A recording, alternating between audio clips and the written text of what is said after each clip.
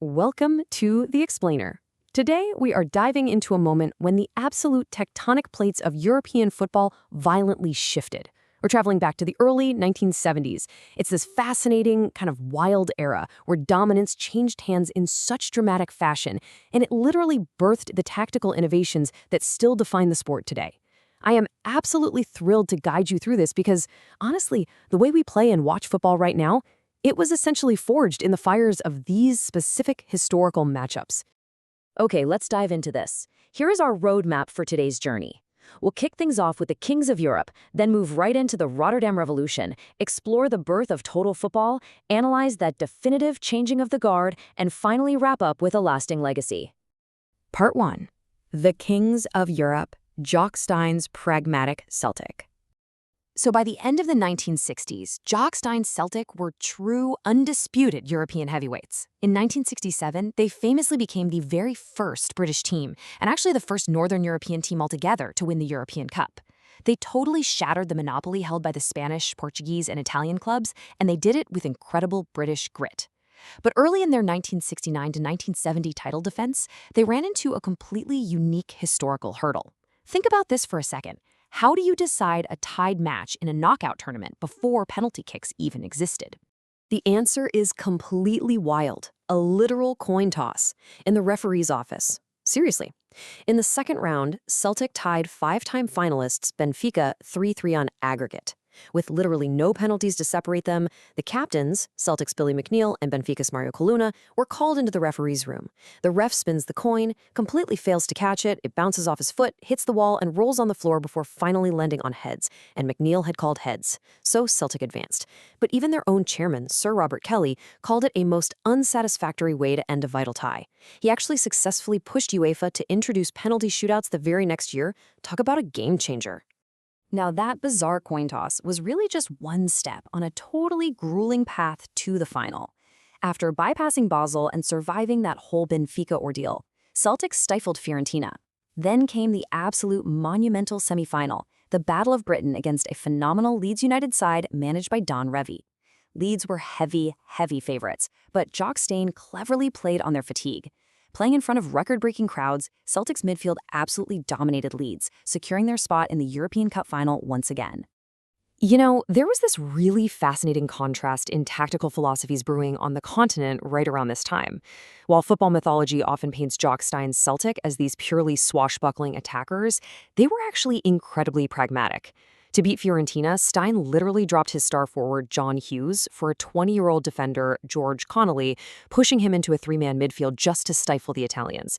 Stein even told his players to knock the ball out of play to regroup. He called it just good common sense. But over in the Netherlands, a completely different philosophy was emerging, one based on fluid positioning, relentless pressing, and prioritizing attacking possession. Which brings us to Part 2, the Rotterdam Revolution, Feyenoord's warning shot. So while everyone and their mother anticipated a dominant Celtic victory in the 1970 final, they woefully underestimated their Dutch opponents. Feyenoord were absolutely no fluke. AC Milan coach Nerio Rocco summed it up perfectly after Feyenoord eliminated them in the quarterfinals. He said, "They dominated us. We are still wondering why. I mean, Milan were the holders. They had dismantled Ajax the year prior, but Feyenoord played this brilliant containing game in Italy before beating them back in Rotterdam." Rocco was just stunned. Feyenoord had combined intense physical strength training with exceptional tactical nous. And that exact combination of physical strength and sheer intelligence culminated in May 1970 in Milan. Feyenoord defeated Celtic 2-1, becoming the very first Dutch side to win the European Cup. Celtic's Jock Stein had totally dismissed them. He thought they were old, slow, and mentally weak, and he made the massive mistake of reverting to a two-man midfield. Feyenoord's discipline, which was built around a rock-solid defense and a truly visionary midfield featuring Wim van Hanegem, completely neutralized Celtic. Just like that, modern football's Dutch era had officially begun. Part 3. Birth of Total Football, the Ajax Animation. While Feyenoord definitely lit the fuse, it was Ajax who created the explosive system that changed the sport forever under coach Rinus Michels. So the crucial point is that total football wasn't just about attacking. It was a highly demanding, incredibly fluid tactical system where players dynamically interchanged positions, pressed aggressively, and collectively managed the physical space on the pitch. If you pull a player out of position, boom, another seamlessly fills the gap. It's like a giant puzzle constantly rearranging itself. It required immense technical skill, incredible fitness, and just supreme tactical awareness. But Rinus Michels, he knew his brilliant attackers, like a very young Johan Cruyff, needed a real foundation of steel. Enter Velibor Vasovic, the veteran Yugoslav libero, basically a free-roaming defender. He brought this winning arrogance that the young Dutch squad really lacked at the time. Vasovic viewed himself as the architect, right alongside Michels, of their aggressive way of defending. He was the guy who taught the young Ajax players how to win, completely replacing their youthful naivety with battle-hardened resilience. And this is exactly how Vasovic and Ajax literally invented the modern highline and offside trap. Okay, step one. Young, incredibly dynamic players like Johan Cruyff would relentlessly hound the opposition right in their own half. Step two. Vasovic, reading the game beautifully from the back, would analyze the attacker's relative positions. Then, step three, he'd urge his defenders to step forward simultaneously, totally compressing the available space and catching opponents offside. I mean, it was brilliant. And for the time, completely revolutionary. Moving on to part 4, changing of the guard, the definitive 1971 clash. So, the 1971 European Cup quarterfinal pitted the pragmatic former king Celtic against the ultimate tactical innovators Ajax. The first leg in Amsterdam was, frankly, a harsh education for the Scottish champions. Ajax triumphed 3-0 in front of 65,000 fans, executing their system utterly flawlessly. Celtic really missed the influence of Bobby Murdoch in midfield, and they were just suffocated by Ajax's pressing. Now, for the return leg at Hampden Park, an astonishing 90,000 fans turned up. Celtic did actually win the match 1-0 on the night, but Ajax's tactics were spot on.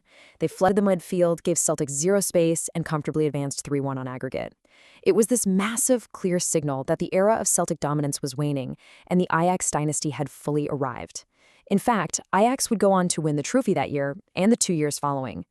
At the very heart of that 1971 tie was, of course, a young Johan Cruyff. Celtic's Tommy Callahan later called Cruyff the absolute best player he ever faced, putting him right up there on the same level as Pelé and Maradona. And what really stood out to the Celtic players wasn't just Cruyff's unbelievable skill, but his sheer toughness. He took some heavy tackles from Celtic's defenders, but never moaned, never groaned. He just got right back up and went back to orchestrating the game. He was literally the on-field conductor of total football. Part 5. A lasting legacy. Decades of intertwined history. You know, the clashes between Celtic and Ajax certainly didn't stop in the 1970s. Across the European Cup, the modern Champions League, and the Europa League, these two historic institutions have been remarkably tight, and this brilliantly illustrates just how evenly matched they've been. Overall, Ajax holds a razor-thin edge with 5 wins to Celtic's 4 across 10 competitive meetings. But the real point is, whenever they draw each other, it carries the profound weight of their shared, deeply intertwined history. Perhaps the absolute best example of this deep mutual respect came over a decade later, in 1982, when they met again in the European Cup. Against all the odds, Celtic managed a stunning 2-1 victory in Amsterdam to actually knock Ajax out. Celtic's George McCluskey scored the late winner, and after the game, he went into the Ajax dressing room looking to swap shirts. The disappointed Dutch players refused. However, a 35-year-old Johan Cruyff, who was just sitting over on the physio's bench, shouted McCluskey over and graciously swapped jerseys with him anyway. It's such a great story because even in defeat, the sheer class of the innovators shone right through. Which leaves us with this final lingering thought. When you watch football this weekend, when you see that aggressive high pressing, the coordinated offside traps, the fluid attacking, and just this total obsession with managing space on the pitch, ask yourself, does modern football's obsession with space, pressing, and fluid tactics all trace back to these specific, gritty, incredibly tactical nights in the early 1970s? Michels, Cruyff, Vasovic, and the tough lessons they learned battling jock-stained Celtic laid a foundation we are literally still building on today. Thank you so much for joining me for this explainer. I really hope it gave you a fresh perspective on the beautiful game.